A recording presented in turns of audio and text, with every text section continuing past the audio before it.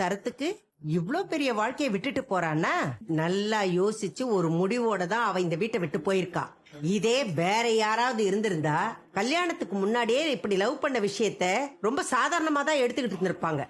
ஆனா இவ இதுக்கப்புறமும் உன் மூஞ்சிலேயே முழிக்க கூடாதுங்கிற வெறுப்போட தான் போயிருக்கா. நீ தான் இன்னும் அவளை புரிஞ்சுக்காம இன்னும் அவளை பத்தியே பேசிட்டு இருக்க. பாட்டி, எங்க 2 பேருக்குள்ள ஒரு சின்ன மிஸ் அண்டர்ஸ்டாண்டிங் பாட்டி. அதை நான் எப்படியே சரி பண்ணிடுவேன். ஆனா இவ இந்த வீட்ல இருக்க கூடாது பாட்டி. அதை நான் அலோவ் பண்ண முடியாது. அத நீ யாரா முடிவு பண்றதுக்கு? இதுதான் உங்க முடிவா பாட்டி? நீ எத்தனை தடவை கேட்டாலும் என்னோடது ஒரே முடிவுதான்.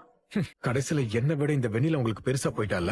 நீ அப்படி நினைச்சுக்கிட்டேன்னா நான் என்ன பண்ண முடியும்? எனக்கு எப்பவுமே நீ தான் முக்கியம். ஆனா இந்த விஷயத்துல முடிவெடுக்கிற உரிமை நான் மட்டும்தான் நீ புரிஞ்சுக்கணும். சாரி பாட்டி, என் மனசோட வலியை விட உங்க நியாயம் தான் உங்களுக்கு முக்கியமா தோணுது இல்ல. ஆனா அந்த நியாயத்தை என்னால ஏத்துக்க முடியாது பாட்டி. இவ இந்த வீட்ல இருப்பானா, இங்க இருந்து போக மாட்டானா, இவ இருக்கிற இந்த வீட்ல என்னால இருக்க முடியாது.